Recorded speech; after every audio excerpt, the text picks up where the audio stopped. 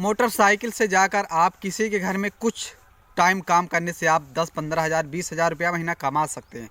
कौन सा काम कर सकते हैं जिससे आप 15-20 हज़ार रुपया आराम से कमा सकते हैं, वो भी अकेले जाकर किसी दूसरे व्यक्ति को बिना ले जाए बगैर आप किसी के घर में कुछ टाइम काम करने से 20 हज़ार 25 हज़ार रुपया कमा सकते हैं।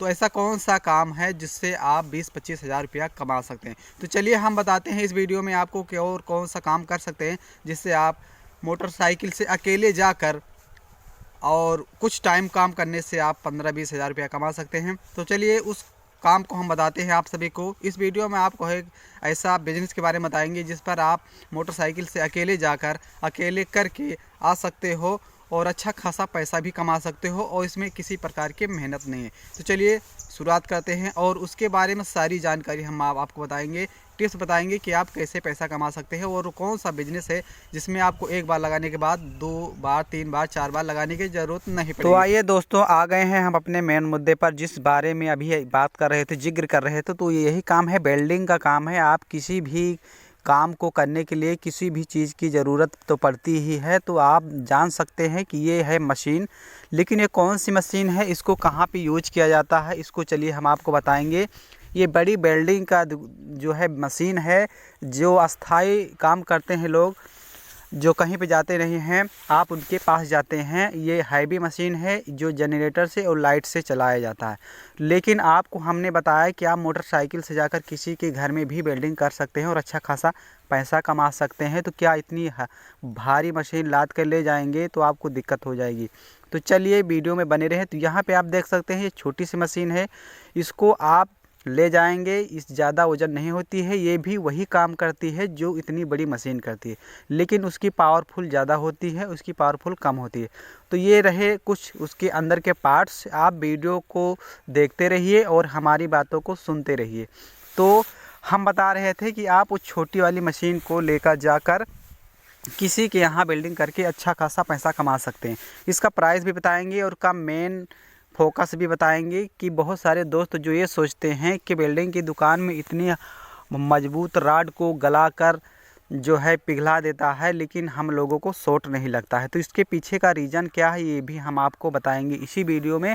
बहुत सारे कन्फ्यूज भाई दोस्त रहते हैं कि आखिर इसके पीछे का रीज़न क्या है, तो इसमें हम ये बताएंगे। आप यहाँ पे आ गए, यहाँ देख सकते हैं, ये इसमें ऑयल वाला ये है, क्योंकि ऑयल इसमें डाला जाता है।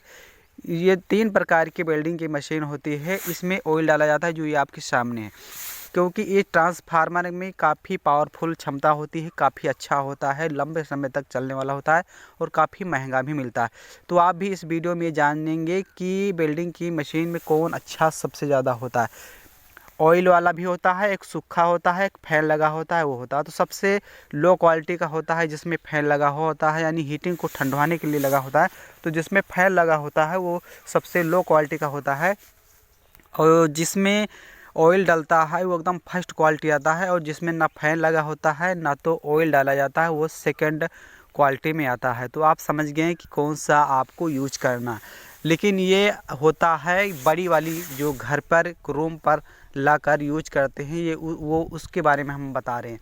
लेकिन जो आप लेकर जाते हैं उसमें भी फैन लगा होता है, लेकिन उसमें अच्छी क्वालिटी की आपको आउटपुट मिल जाती है। तो चलिए अब आपको हम बताएंगे कि आखिर इसमें शॉर्ट क्यों नहीं लगता। शॉर्ट इसलिए नहीं लगता क्योंकि इसमें डीसी का करंट चलता है, अर्थ होता है, लेकिन इसमें डीसी का करंट इतना हाई होता है कि 50 वोल्ट से लेकर 400-500 तक वोल्टेज होता है। यहाँ पे आप देख सकते हैं आपकी आंखों के सामने, यहाँ पे इतने साउथ इसमें पॉइंट दिया गया है, निकाला गया है। ये 50 से लेकर 50, 100, 150, 200, 250, 300, 350, 400, 450 ऐसे करके इसका जो आउटपुट डीसी होता है इसी प्रकार का काम करता है। तो इसमें आप दोनों इसमें आपको मिलेंगे, चाहे बड़ी वाली मशीन ले चाहे छोटी वाली, दोनों में डीसी होता है। तो यहाँ पे आप देख सकते हैं आपके सामने, यहाँ पे लिखा है ऑयल कूलेड। तो ये ऑयल से कूलेट का मतलब होता है आप इसको तेल से ठंडा कर सकते हैं, और ये ठंडाने का ट्रांसफार्मर जो हीटिंग करता है, जो आपकी राड को गलाकर वेल्डिंग करता है, उस ट्रांसफार्मर से जाने वाली करंट को ट्रांसफार्मर को ठंडवाता है ऑयल से। तो यहाँ पे ये हैवी होती है, सबसे महंगा पावरफुल होता है मशीन वेल्डिंग करने वाली। तो आप समझ गए होंगे कि जो आप राड को गलाते हैं वो प्लस होता है, लेकिन जो आप लोहे को वेल्डिंग करके अर्थ देते हैं वो आपका माइनस होता है। तो आपको शॉर्ट इसलिए नहीं लगता है क्योंकि आप माइनस पर ही छूते हैं, माइनस को ही टच करते हैं, और माइनस आपका जो है अर्थ होता है और आप भी अर्थ के ही संपर्क में रहते हैं, इसीलिए आपको शॉर्ट नहीं लगता है। और आप उस राड को नहीं छूते हैं जिसमें प्लस वाला होता है। अगर यदि आप उसे भी छू लेंगे तो कोई चीज़ की दिक्कत आपको नहीं होगी। शॉर्ट भी लग सकता है लेकिन उससे हीटिंग करने में मदद मिलती है और उसे हीट करता है।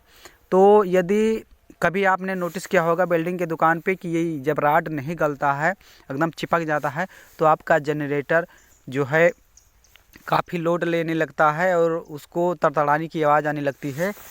फिर उसके बाद क्या होता है, जब राड गलती है तो उस पर लोड तो पड़ता है लेकिन उतना सारा लोड नहीं पड़ता है।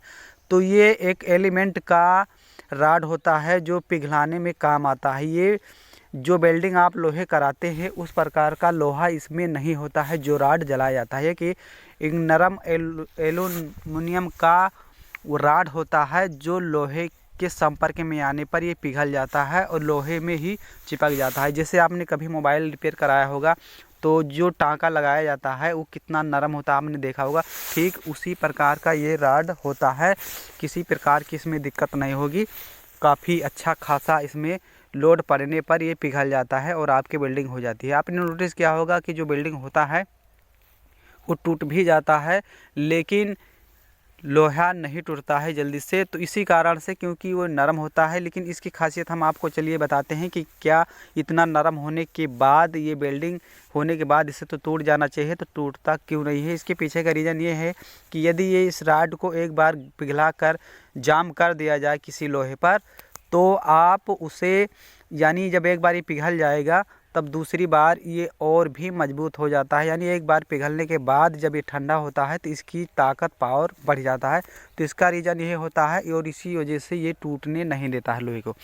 और इसमें आपको ये कंफ्यूज जो रहे हमारे भाई दोस्त कि आखिर करंट क्यों नहीं लगता है, तो इसमें करंट इसी की वजह से नहीं लगता है क्योंकि इसमें डीसी का करंट चलता है और ये आपस में शॉर्ट होने की वजह से आपका जो एलिमेंट का राड है वो पिघल जाता है और आपका लोहा वेल्ड हो जाता है।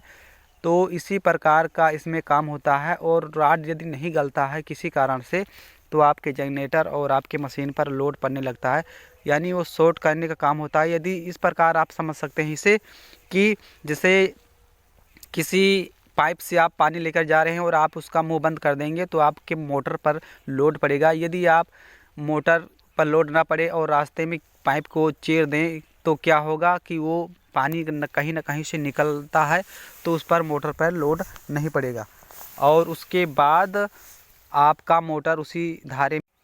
तो चलिए अब इसका हम प्राइस जानेंगे। ये आपको 16,000 17,000 के बीच में आपको मिल जाएगी। इस वाली का प्राइस बता रहे हैं जो आप मोटरसाइकिल पे लेकर जाकर आप लाइट से चला सकते हैं।